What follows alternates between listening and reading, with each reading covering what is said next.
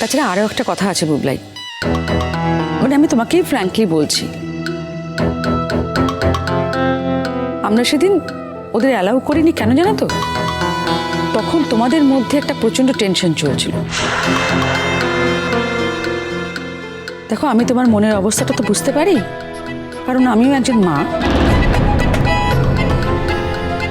আমার মনে হয়েছিল বা আমি ভেবেছিলাম যে ওরা যদি বেশিক্ষণ ওখানে সময় কাটায় তাহলে তোমার মনটা খারাপ হতে পারে, তুমি একটু রিয়াক্ট করতে পারো। ঠিক এই কারণেই ওদের অ্যালাউ করিনি। ও বাবা, এ তো দেখছি মায়ের থেকে মাসির দরদ বেশি। হতেই পারে, মা যদি ঠিক করে তার বাচ্চার কেয়ার নিতে না পারে তখন তো মাসিকে দরদ দেখাতেই হবে। এটা কোনো ব্যাপারই নয়। আবার কি বলো তো, অনেক বাচ্চার কাছেই না মায়ের থেকে মাসি বেশি আপন হয়।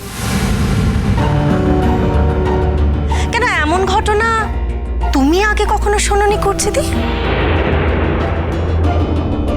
না গো, শুনিনি আর দেখিও নি, সত্যি দেখিনি। মা থাকতে সন্তানের প্রতি মাসির দরদ বেশি, এটা তো আমি অন্তত প্রথম জানলাম। মানে নিজের চোখে নিজের সামনে দেখলাম কি না, তাই। যাক ডল, তুমি তো আমার বৌদি ভাইয়ের সঙ্গে কথা বলতে চেয়েছিলে, তাও আবার রেস্টুরেন্টে গিয়ে। হ্যাঁ, আমার বৌদি ভাই অবশ্য চাইনি রেস্টুরেন্টে গিয়ে তোমার সঙ্গে কথা বলতে। ইনফ্যাক্ট আমারও মত ছিল না। আর দেখো, আমাদের বাড়ির বউ তো বৌদি ভাই, যখন তখন যে কোনো লোকের ডাকে সে রেস্টুরেন্টে চলেই বা যাবে কেন? বারে, উনি তো নতুন কাকুর সঙ্গেই রেস্টুরেন্টে গিয়ে দেখা করেছে। কি করনি? আমরাই তো দেখেছি। নতুন কাকু আর ডল আন্টি তো এক নয়, কিংবা নতুন কাকু আর 5টা লোকও এক নয়।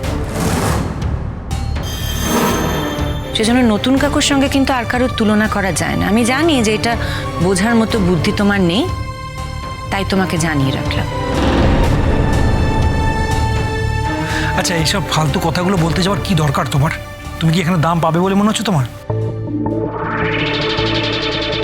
রুদ্র, আমি তাকে সিম্পল কথা বলেছি।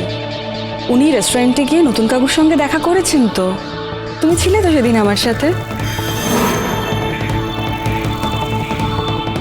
তাহলে পিসিমণি যে বলছে যে তোমার মা বাড়ির বউ, উনি বাড়ির বাইরে নাকি বেরোন না, আমি সেটুকুই বলছি যে বাড়ির বউ হলেও উনি বাইরে যান।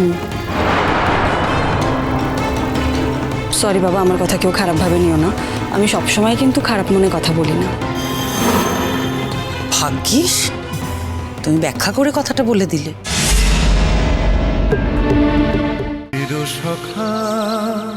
চিরসখা সোম থেকে রবি প্রতিদিন রাত 9টায় স্টার জলসায় ও জিও হটস্টারে।